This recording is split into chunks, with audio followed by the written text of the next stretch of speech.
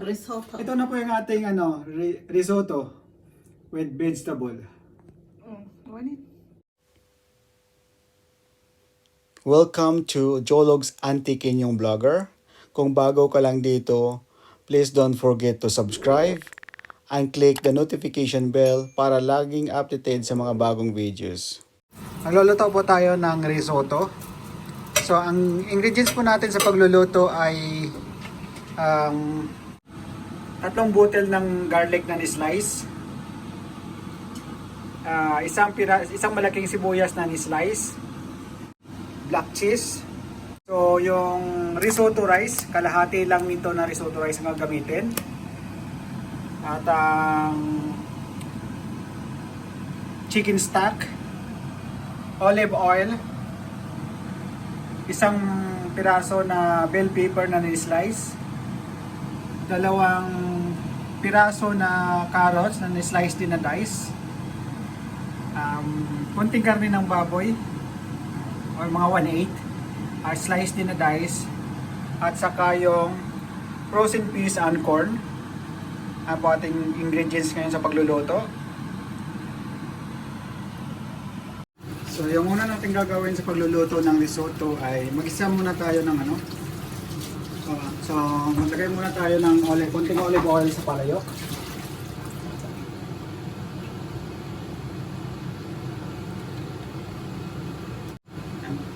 So konting olive oil. Tapos yung bawang. I-brown lang natin yung bawang. Tapos lagay po natin yung baboy.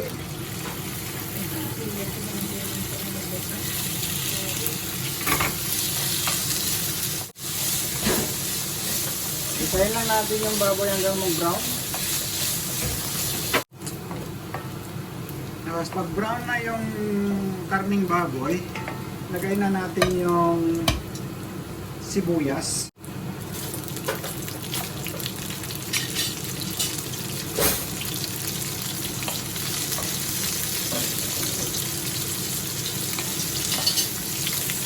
Lagay natin yung sibuyas pag brown na yung baboy. Isayin natin dyan yung baboy. Ang sunod natin lagay is yung carrots.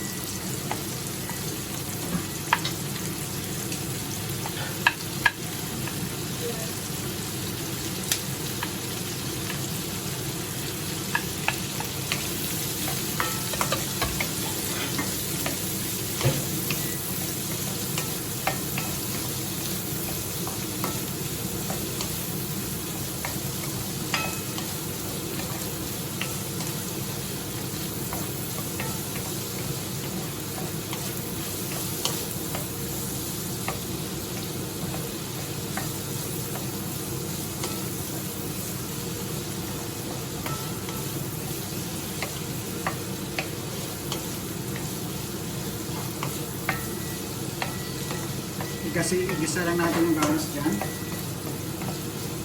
Hintayin natin hanggang medyo lumambot.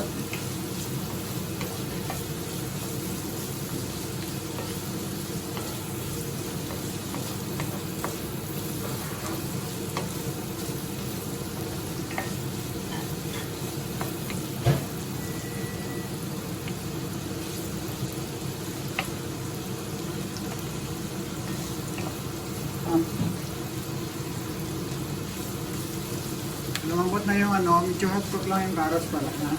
Pag medyo hot cook na yung carrots, lagay natin yung bell pepper. Pag naluto na yung vegetable natin, set aside natin.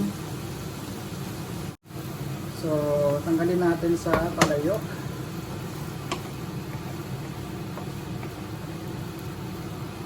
Tanggalin natin dito. Okay. Lagay ko na siya dito. Kasi dito nagaluto ko mamaya yan. Okay, oo. Lagay ko siya dito sa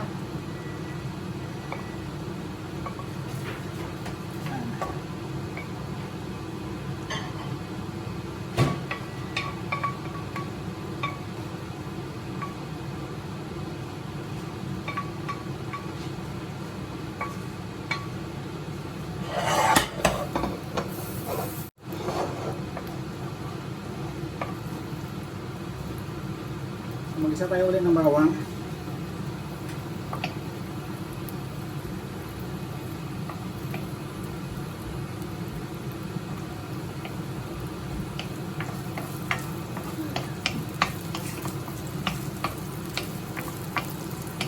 Mag-brown dito sa ginisa natin ng baboy.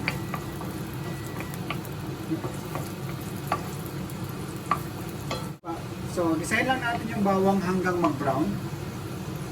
Pag nag-brown na yung bawang, lagay na natin ulit yung sibuyas.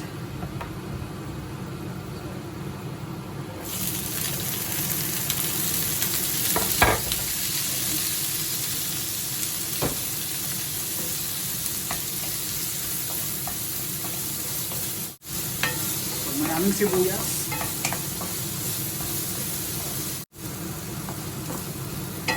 So, pag malambot na yung sibuyas, lagay na po natin yung ating rice.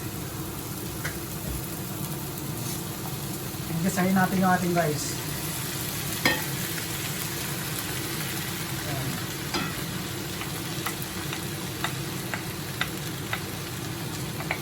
Ito po yung risotto rice.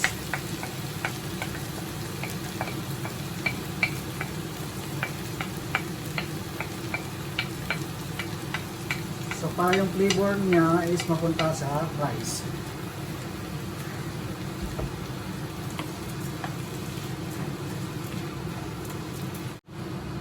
Ayan, yung ating rice. Gisahin lang natin yung rice. Pagtapos, lagyan natin ng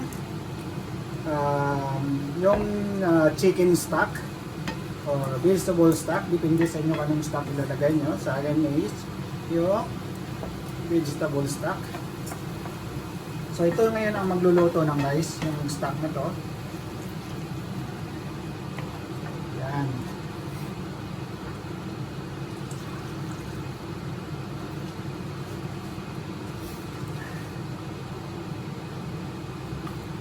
Okay.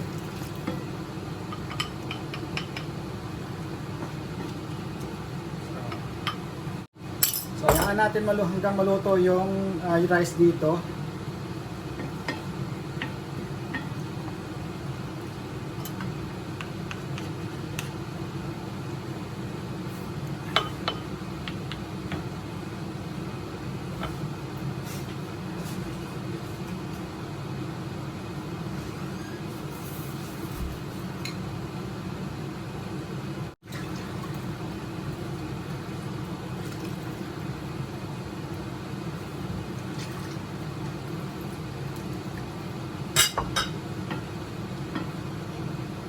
So hiyaan lang natin yan na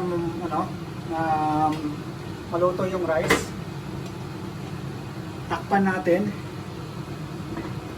Takpan yung para takpan natin yung palayok para madaling kumulo.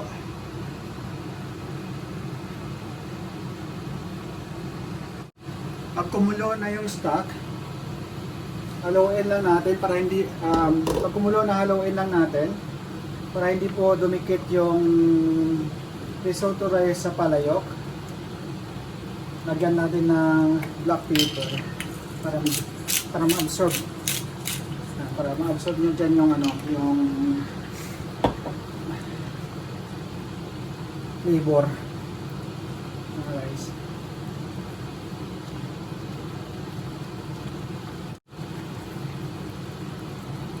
Ano natin?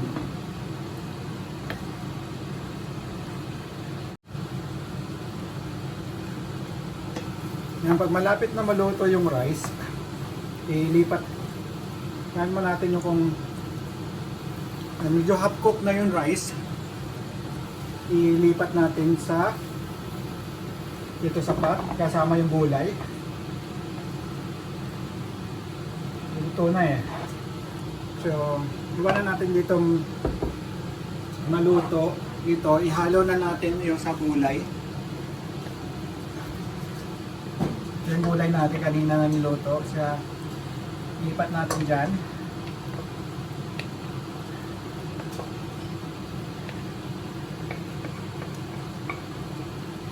Halo natin sa gulay.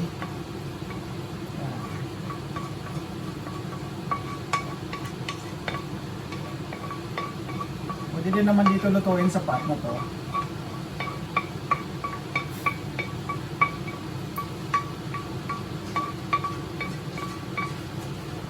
Hindi kasya. Hindi kasya. Kasya. Dito na lang. Dami yun. Marami nga eh. Hindi kasya dito. Lipat na lang dito.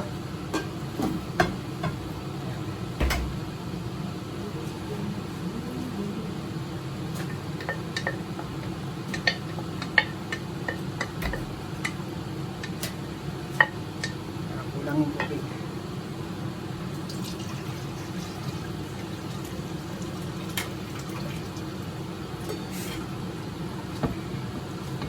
Lagyan ng konting tubig dahil kulang.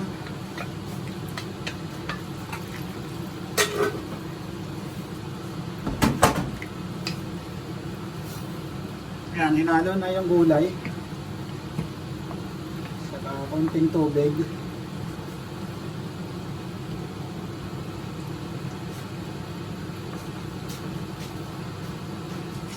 Tapos, takpan na lang natin pag maluto yung rice. Pero this time, mahina na yung apoy natin. Hinaan lang sa medium heat yung apoy. Hinaan natin yung apoy sa medium heat hanggang maluto po yung ano, parang nakain-in lang siya hanggang maluto yung rice.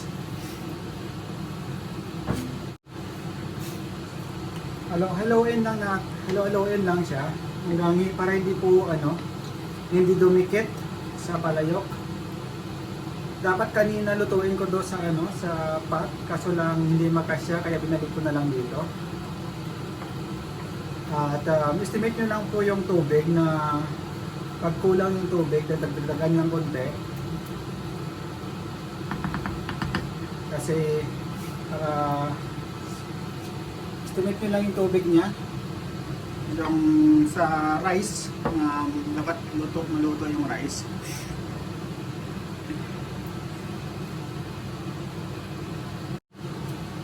So check natin. I-check po natin ang kumukulo. So haluin lang ng haluin.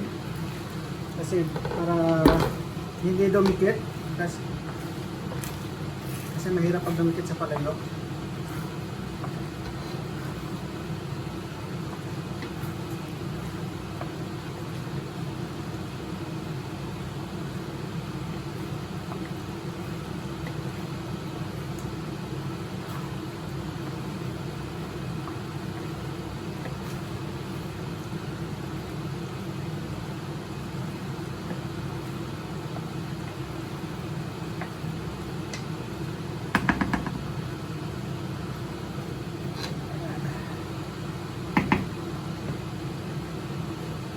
Ganyan na lang natin. So, iwanan lang siya namin yung ano, hindi pa masyado luto yung rice.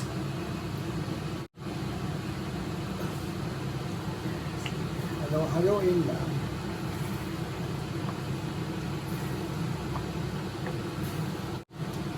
So, check natin yung rice kung luto na.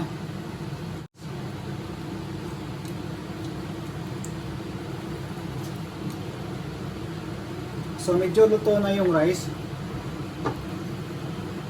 Ang gagawin po natin is ihalo natin yung frozen peas and corn para maluto na din siya sabay ng pag-in ng rice.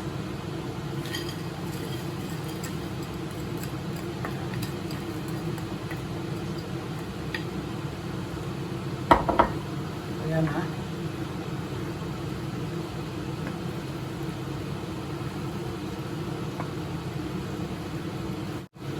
Haluin, tapos takpan natin ng konti. Iwanan natin leave natin ng few minutes hanggang medyo maluto-luto siya. From time to time, check lang natin yung rice. Haluin kasi didikit siya pag hindi inalo.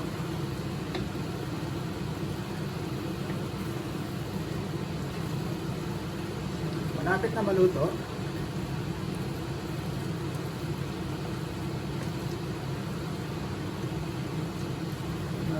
smell. So, lagyan natin ng black pepper. Lagyan natin ha.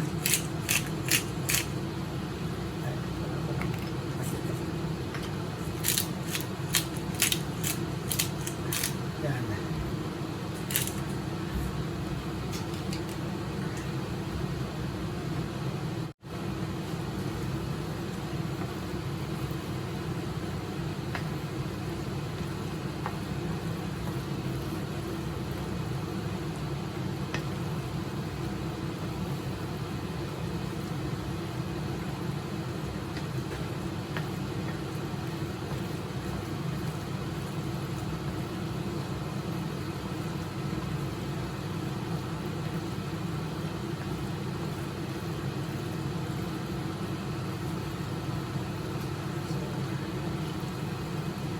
Tayo lang natin na medyo matuyo-tuyo yung tubig, no?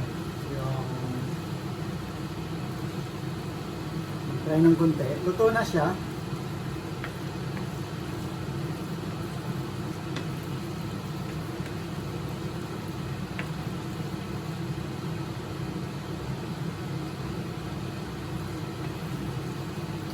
Yes, kaya luto na. Check natin yung rice kung luto na. Man. Luto na. Ang sarap. So, ano na lang to. In na lang ng konti. Ayan, so luto na to, guys. So, okay na yan.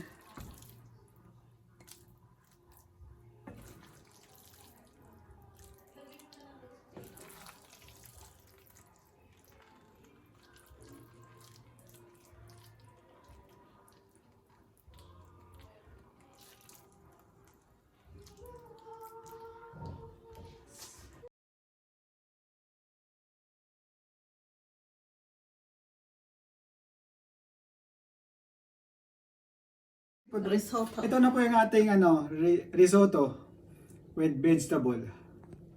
What is Mega love shout out to Fadima, always watching my videos from Denmark.